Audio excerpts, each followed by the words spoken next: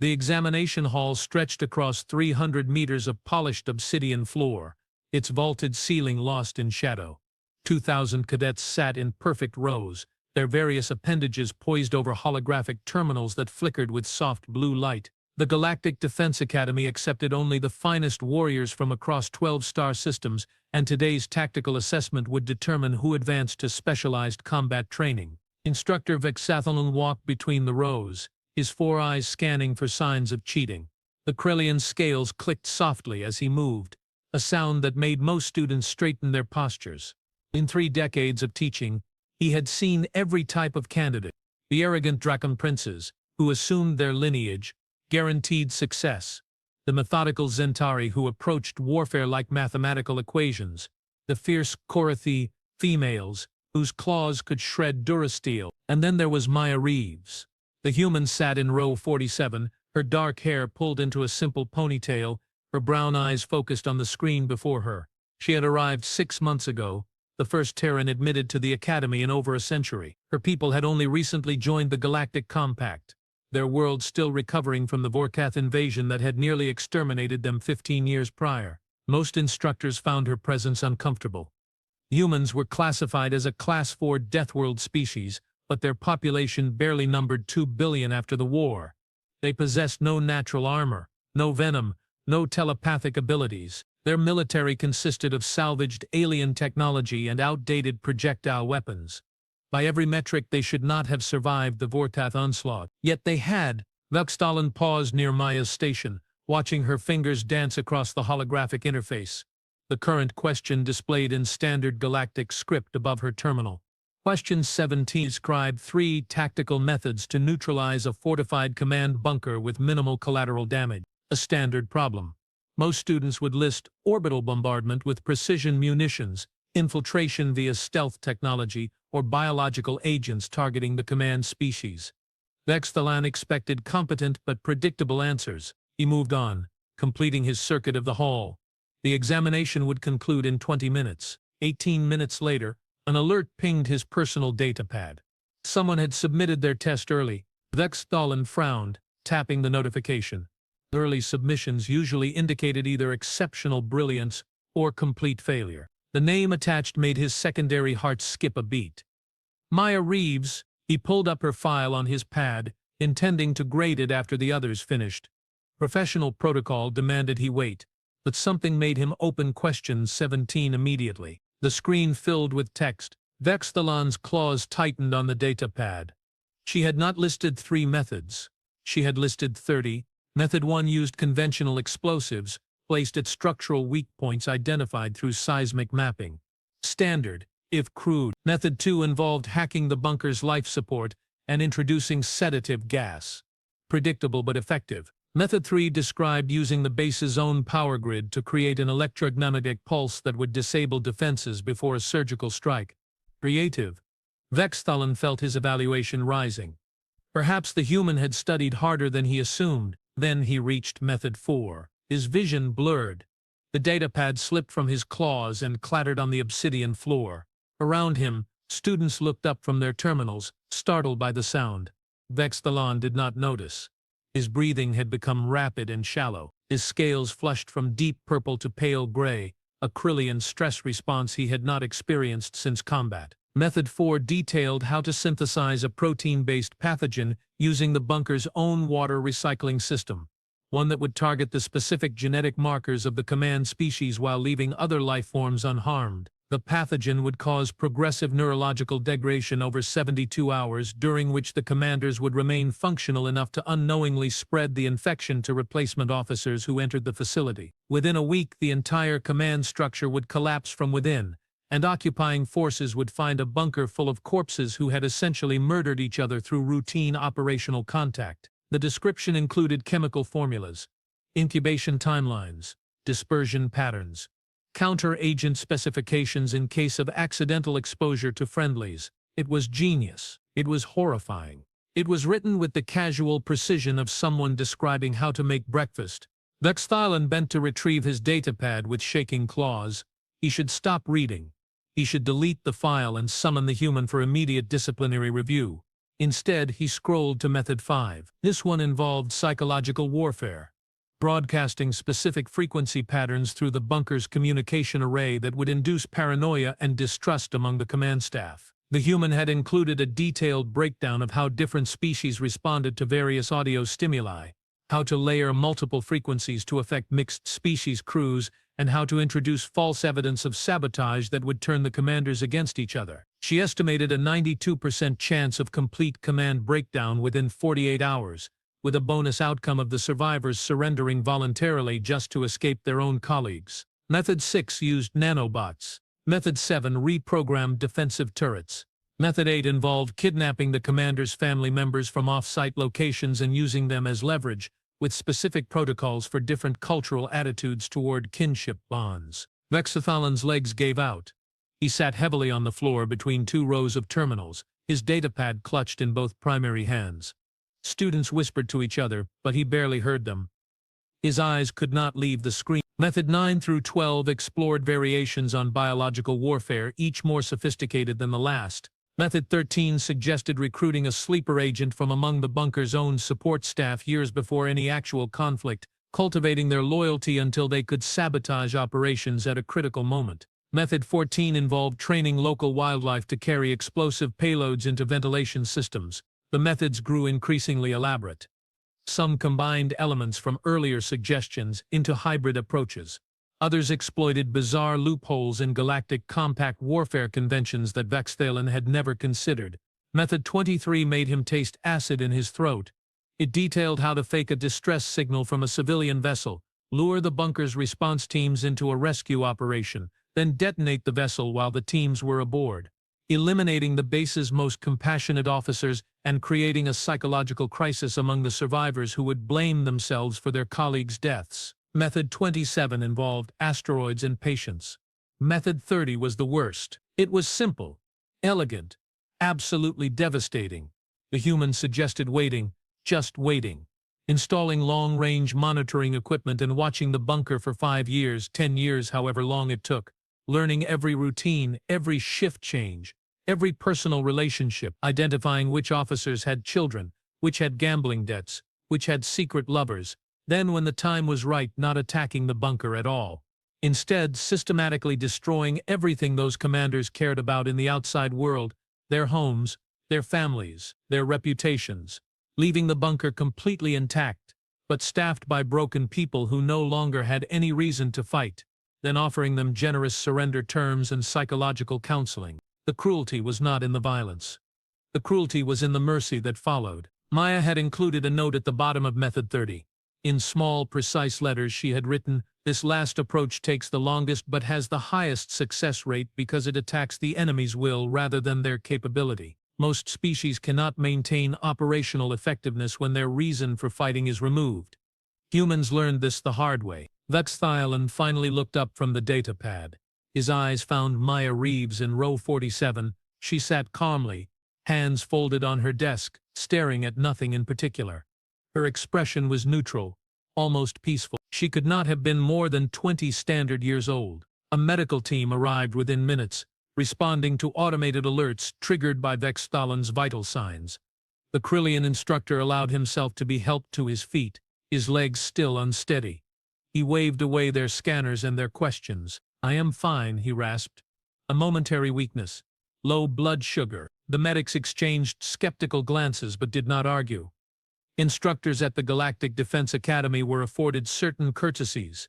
Vexthalen dismissed them with a gesture and forced himself to stand upright. The examination period had ended. 2,000 students rose from their seats, the hall filling with the sounds of relieved conversation and nervous speculation. Maya Reeves stood as well, slinging a worn canvas bag over her shoulder. She moved toward the exit with the crowd. Just another cadet completing just another test. Vexthalen's voice cut through the noise like a blade. "Cadet Reeves, remain." The hall went quiet. Every eye turned toward the human. Maya stopped walking. She did not look surprised or concerned. She simply turned back toward the instructor's platform and waited while the others filed out. When the last student had departed, and the doors sealed, Vexthalen descended from the platform. He approached Maya slowly, the datapad still clutched in his claws, For a long moment he said nothing. He simply studied her face, searching for some sign of the mind that had produced those 30 methods. "Explain," he said finally. Maya tilted her head slightly. "Sir, question 17 asked for 3 tactical methods. You provided 30. Explain." The human's expression did not change. "The question asked me to describe methods to neutralize a fortified command bunker. It specified a minimum of 3. It did not specify a maximum. I assumed a more comprehensive answer would demonstrate superior tactical knowledge." "Superior tactical knowledge." Vexthalen's voice came out as a hiss. "Cadet, your 4th method describes how to commit a war crime so sophisticated that most species have never conceived of it. Your 8th method violates 6 different articles of the Galactic Compact. Your 30th method is psychological torture masquerading as strategic patience." Maya was quiet for 3 heartbeats. Then she spoke, her voice soft but steady. "Sir, the question did not ask for legal methods. It asked for tactical methods." "There is a difference. There is a difference," Vexthalen agreed, "but most cadets understand that certain lines exist, certain boundaries that separate soldiers from monsters. With respect, sir, most cadets have not watched monsters burn their cities." Maya's eyes met his directly now, and for the first time, Vexthalen saw something behind that calm exterior, something old and cold and patient. The Vorthak came to Earth with overwhelming force. They had better ships, better weapons, better technology in every measurable category. By every tactical assessment, humanity should have been exterminated in 6 months. "Yet you survived," Vexthalen said quietly. "We survived," Maya confirmed. "Not because we fought fair, not because we followed the Galactic Compact's rules of engagement. We survived because we learned very quickly that when you are outgunned, outmatched, and facing extinction, you use every single method available. The legal ones, the illegal ones, the ones that make your enemies lose sleep, the ones that make your enemies question whether killing you is worth the cost." He paused. "We did not ask for that war, sir, but we learned from it." Vexthalen felt a chill run down his spine. "And now you bring those lessons here." "The Academy accepted my application," Maya said simply. "You asked me to demonstrate tactical knowledge. I did." The Krillian instructor turned away, pacing toward the windows that overlooked the training grounds. Outside, cadets ran obstacle courses designed to test their physical limits. They looked so young, so eager, so convinced that warfare was about honor and skill and righteous causes. "Do you know why humans were excluded from this academy for over a century?" Vexthalen asked. "I was told it was because Earth had not achieved sufficient technological advancement. That was the official reason." Vexthalen turned back to face her. "The truth is that the Galactic Compact feared what humans might become if given access to our knowledge.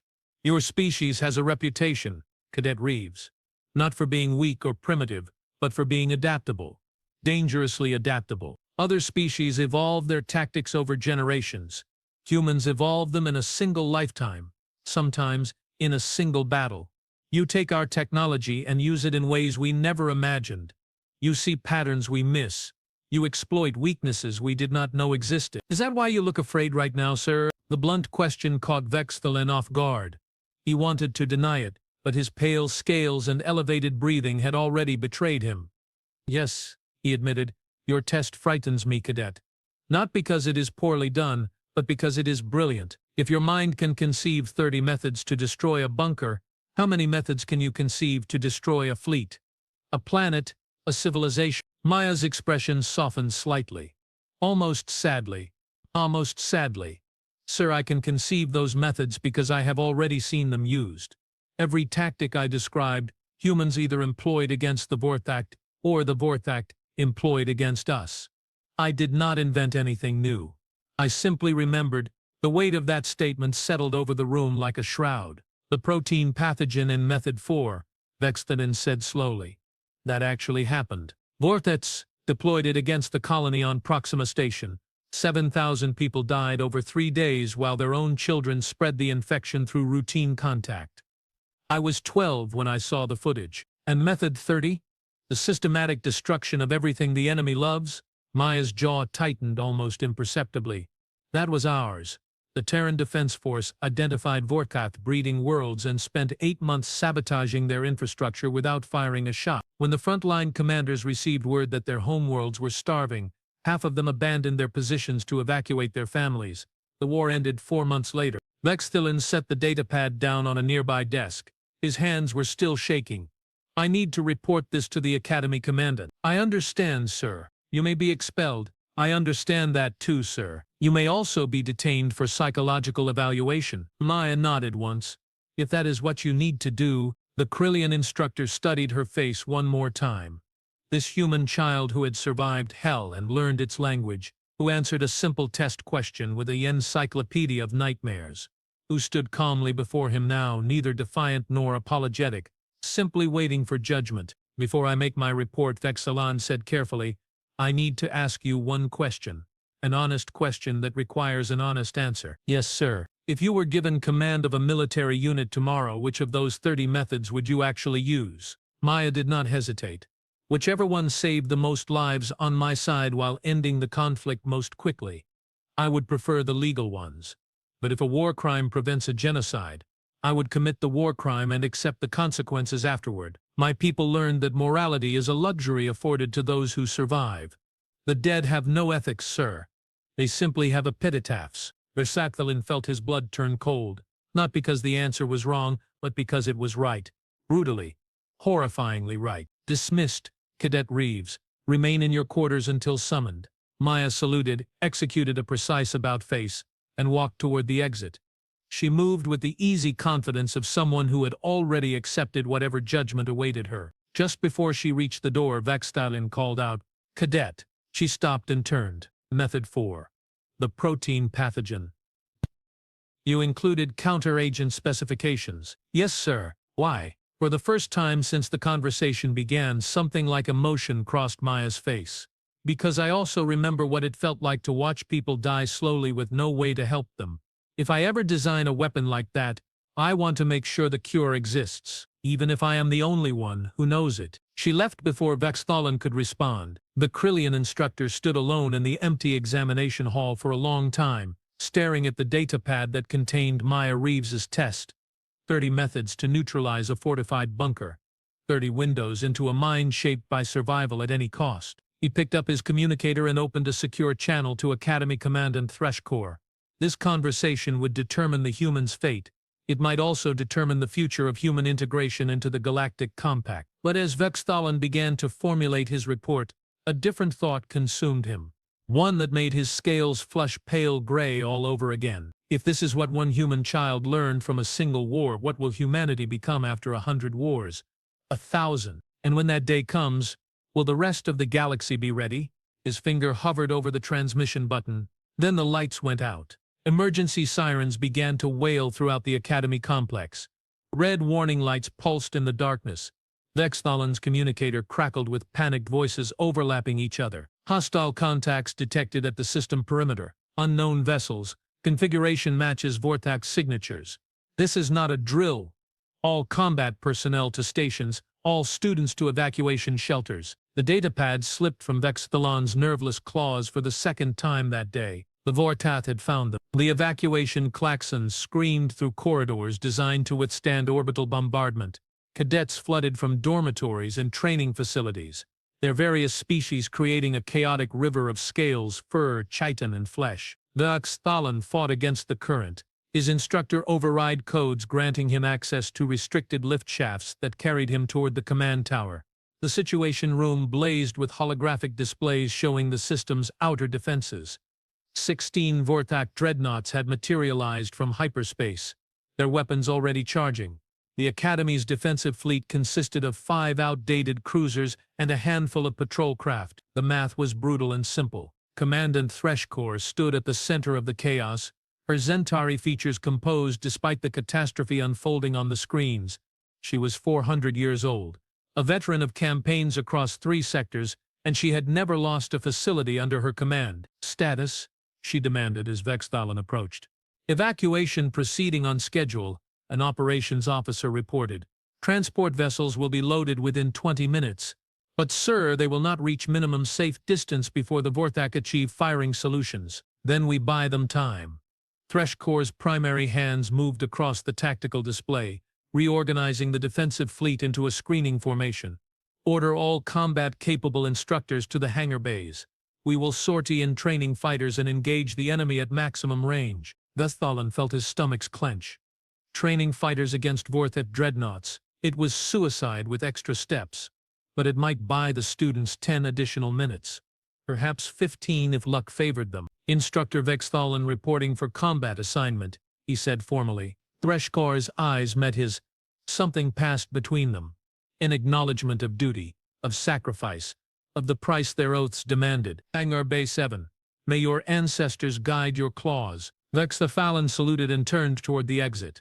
He made it 3 steps before a voice cut through the controlled chaos. Commandant, we have an unauthorized launch from Hangar Bay 12. Everyone froze. Thresh-Corps' expression turned thunderous. Identify the vessel. Single-occupant trainer craft, transponder tag to... The officer's voice faltered. Cadet Maya Reeves, sir. The situation room erupted in confused shouts. Vesthalan spun back toward the tactical display, his eyes finding the small blip accelerating away from the academy on an intercept course with the Vorkath fleet. Get that cadet on comms immediately, Thresh-Corps commanded. Order her to return to base. The communications officer worked frantically. Channel open, sir. Maya's voice filled the room, calm and clear despite the screaming proximity alarms that must have been filling her cockpit. Cadet Reeves acknowledging command, unable to comply with return order. I have a better idea. Cadet, you are in direct violation of evacuation protocols. Thresh-Corps said sharply. You will turn that craft around immediately or face court-martial. Respectfully, sir. There will not be a court-martial if we are all dead. I need you to trust me for approximately 18 minutes. Vesthalan pushed his way to the communications console. Maya, what are you doing? A pause. Then, Instructor Vesthalan. Good. I need you to relay a message to the Vorkath fleet. Tell them that a human envoy requests parley under the Compact's white flag protocols. The situation room went utterly silent. Even the warning klaxons seemed to quiet in the face of such absurdity. Cadet, Vesthalan said slowly, the Vorkath do not recognize white flag protocols. They do not take prisoners. They do not negotiate. They exterminate. They did not exterminate Earth. Because your species made the cost too high. Exactly. Maya's voice carried the ghost of a smile. Sir, please trust me. Transmit the message. I promise you, they will listen. Thresh-Corps looked at Vesthalan. What is she planning? The Krillian instructor thought about 30 methods to destroy a bunker. About a mind that could conceive nightmares and write them down with perfect punctuation. About a child who learned warfare from monsters and survived to master their language. I do not know, he admitted, but I think we should do what she asks. The commandant's jaw tightened. Then she nodded to the communications officer. Transmit the request on all frequencies. 90 seconds passed in agonizing silence. The Vorkath fleet continued its approach, weapons hot, targeting solutions, locking onto the Academy's defensive positions. Maya's tiny craft drifted between the opposing forces, alone in the void. Then the enemy fleet stopped. Every vessel simultaneously cut acceleration, holding position at extreme weapons range. The situation room erupted in shocked murmurs. Vesthalan stared at the displays, unable to process what he was seeing. The Vorkath never stopped. They attacked until destroyed or until their targets were annihilated. Hesitation was not in their genetic programming. We are receiving a transmission from the Vorkath flagship, the communications officer reported, her voice shaking. Audio only. They are requesting visual confirmation of the human envoy. Thresh-Corps gestured sharply. Put it through. And get me visual on that training craft. The main screen split. On the left, a Vorkath commander materialized. The species looked like a nightmare fusion of insect and crustacean, their chitinous armor layered in overlapping plates, their multiple eyes reflecting no light. When they spoke, their voice came through translation filters as a rasping hiss. Confirm identity of human. The right side of the screen showed the interior of Maya's cockpit. She had activated her own visual feed. She sat calmly in the pilot's seat, her flight helmet resting on her lap, her dark hair loose around her shoulders. She looked directly into the camera, directly at the Vorkath commander. My name is Maya Reeves, she said clearly, survivor of the Proxima Station massacre. Daughter of Colonel Sarah Reeves, who designed the counter-offensive that destroyed your breeding world, Krathanor. Granddaughter of Admiral Marcus Reeves, who personally killed your previous Supreme Commander in single combat aboard the flagship Void's Embrace. The Vorkath commander's mandibles clicked rapidly, a sign of agitation that every intelligence analyst in the room recognized. Maya continued, her voice never wavering. I am also the human who just transmitted detailed specifications for 70 different weapon systems directly to your fleet's computers. Biological agents, psychological warfare protocols, nanite swarms, kinetic bombardment patterns, and one very special program that is currently worming its way through your navigation systems. Valkstalan's blood turned to ice. He looked at the tactical officer who was frantically scanning for transmissions. The officer's face went pale. Sir, I am detecting a massive data burst from the cadet's vessel. It transmitted 0.4 seconds after she launched. I do not understand how she compressed that much information into such a small packet. Maya smiled at the Vorkath commander. It was not a friendly expression. You remember what happened to Krathanor, do not you? How your people discovered that someone had poisoned your water recycling systems 18 months before we revealed ourselves. How your hatchlings began dying and no one could determine why. How your best scientist worked day and night to find a cure. The commander's mandibles had stopped clicking. Its multiple eyes fixated on the human with an intensity that radiated through the screen. My mother designed that pathogen, Maya said softly. I inherited her research notes. All of them, and I just gave you 70 variations, each one specifically tailored to your species' updated genetic profile. Because you see, we have been monitoring your breeding worlds very carefully since the war ended. We know about the mutations you introduced trying to become resistant to chemical weapons. We know about the cybernetic implants you added to counter our electromagnetic attacks. We know everything. She leaned forward slightly. And now you know that I know. Those 70 weapon specifications I just transmitted, they are real. They are functional. And if you can imagine them, you can imagine what would happen if Earth decided to deploy them across all 12 of your core worlds simultaneously. The Situation Room had become a tomb. No one moved. No one breathed. They simply watched a 20-year-old human threaten an entire species with calm precision. But here is the interesting part, Maya continued. I also transmitted the counter-agents, the cures, the defensive protocols, everything you would need to protect yourselves against every single one of those weapons. Do you understand what I am telling you? The Vorkath commander's voice came out as a low hiss. You give us the blade and the shield both. Mutually assured destruction works both ways, Maya agreed. You can kill us. We can kill you. We have proven this to each other already. The question is whether we want to keep proving it until one or both species is extinct, or whether we want to try something different. What do humans want? Peace. The word hung in the void between the fleets. Not surrender, not dominance, just peace. You leave our territories alone, we leave yours alone. We maintain defensive capabilities, sufficient to make attacking each other more trouble than it is worth, and we both go back to our respective corners of the galaxy to lick our wounds and rebuild. Humans killed millions of Vorkath. Voprak told billions of humans first. Maya's voice hardened. We did not start that war, but we finished it. And we are willing to finish this one too if you force our hand. Or we can both walk away and never have this conversation again. Silence stretched across the communication channel.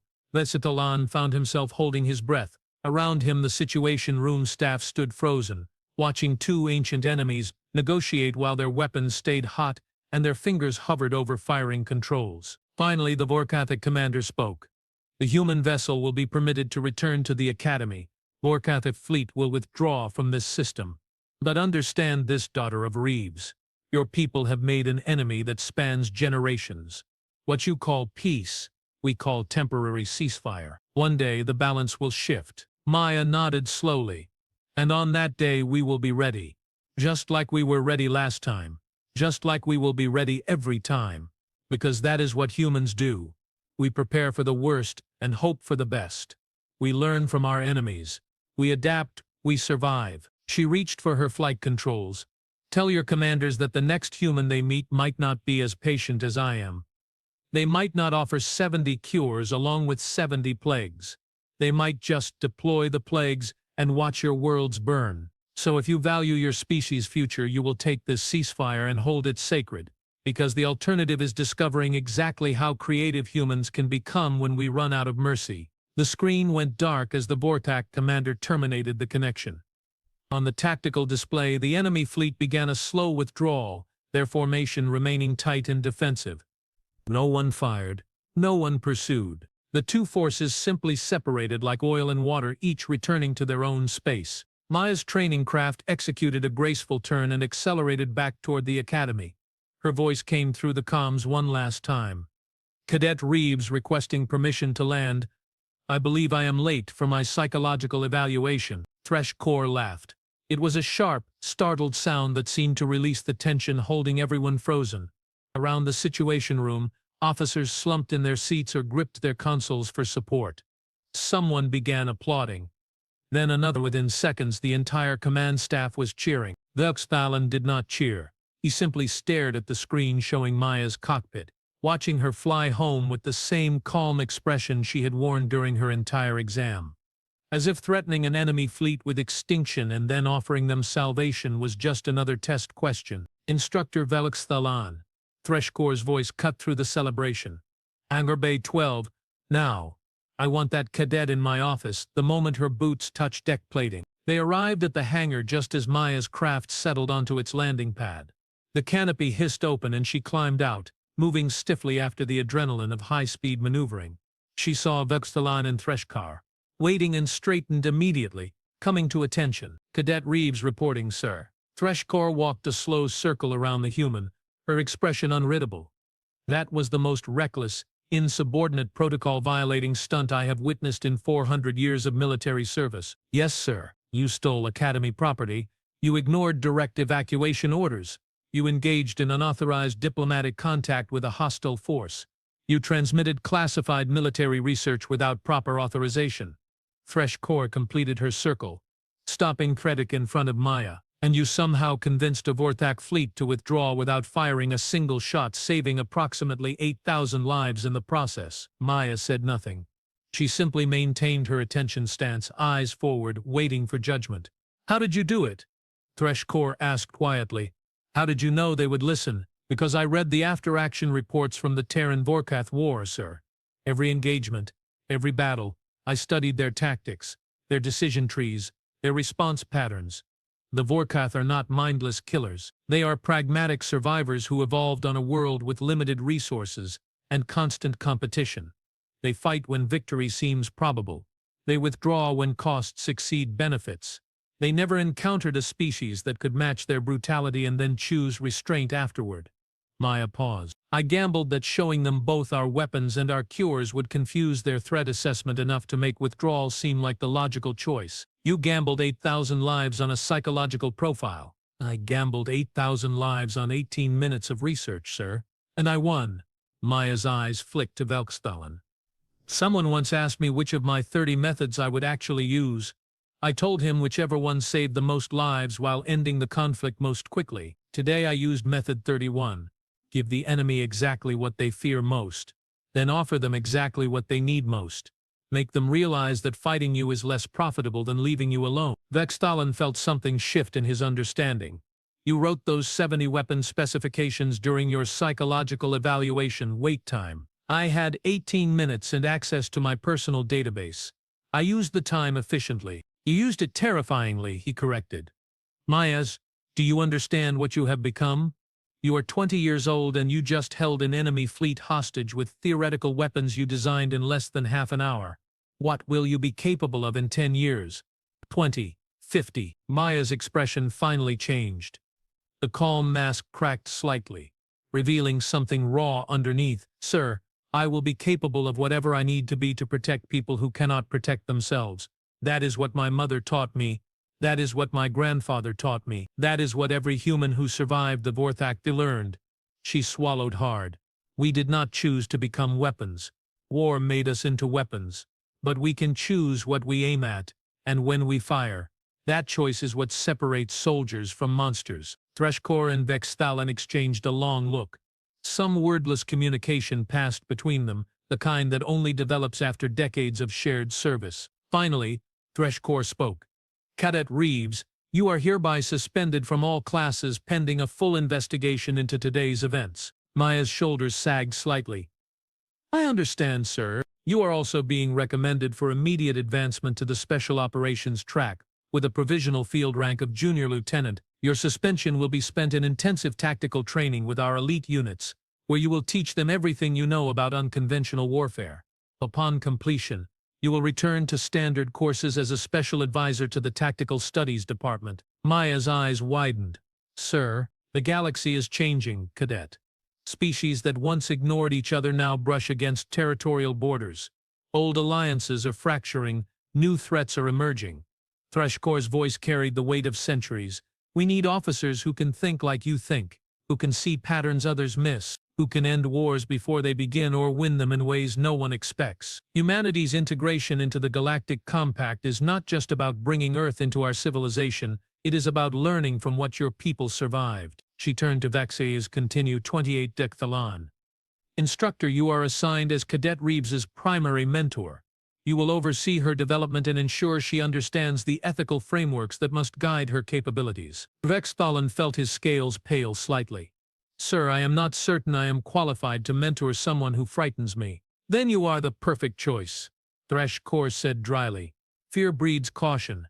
Caution breeds wisdom. And wisdom is what will prevent this cadet from becoming the very monster she fights against. She looked at Maya one more time. Do you accept these terms? Maya straightened to full attention. Yes, sir, thank you, sir. Dismissed.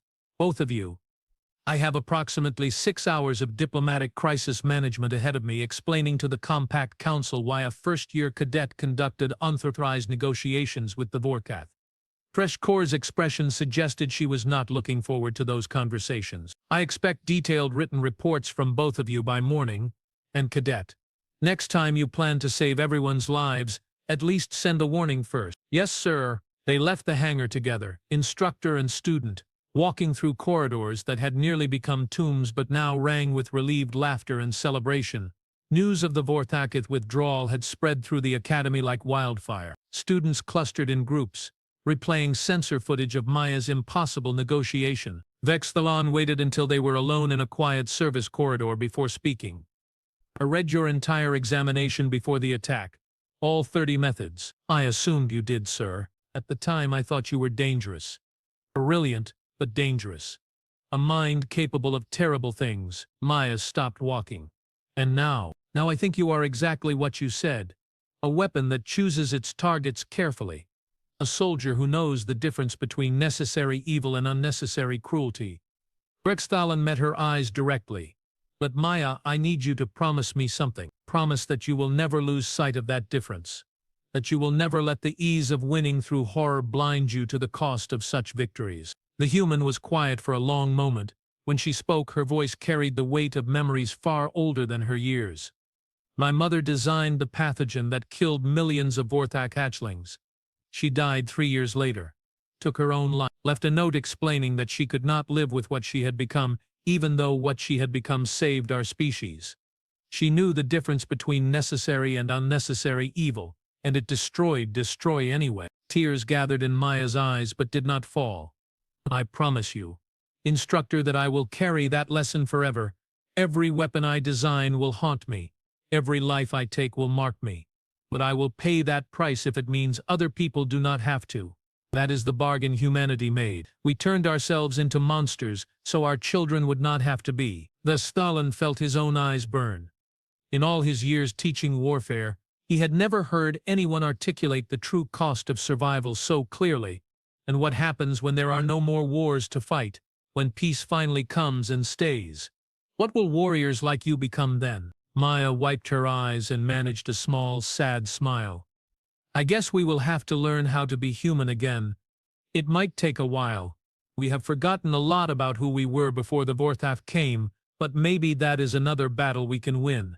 Maybe that is the real test. She started walking again, heading toward her quarters to begin the suspension that would somehow transform into the strangest promotion in Academy history. Vexthalon watched her go.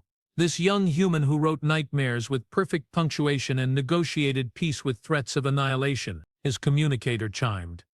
A message from the medical bay. The doctor who had responded to his earlier collapse wanted to schedule a full examination. Apparently, stress responses severe enough to trigger automated alerts required follow-up care. The Vuxthalon deleted the message. He had a feeling that stress would be a permanent companion as long as he mentored Maya Reeves, but that was acceptable. And burdens were worth carrying. He pulled up her examination file one last time, scrolling through those 30 methods, reading them with new understanding. They were not the ravings of a sociopath. They were the careful documentation of lessons learned in blood and fire. Each method a memorial to something humanity had endured or inflicted. Each one a promise that such suffering would never be forgotten. Method 31, the one Maya had improvised in 18 minutes, would need to be added to the official record. Future students would study it. Future tacticians would analyze it, and future enemies would fear it. Vuxthalon began typing his report to the commandant, choosing his words carefully. The galaxy had just witnessed something extraordinary.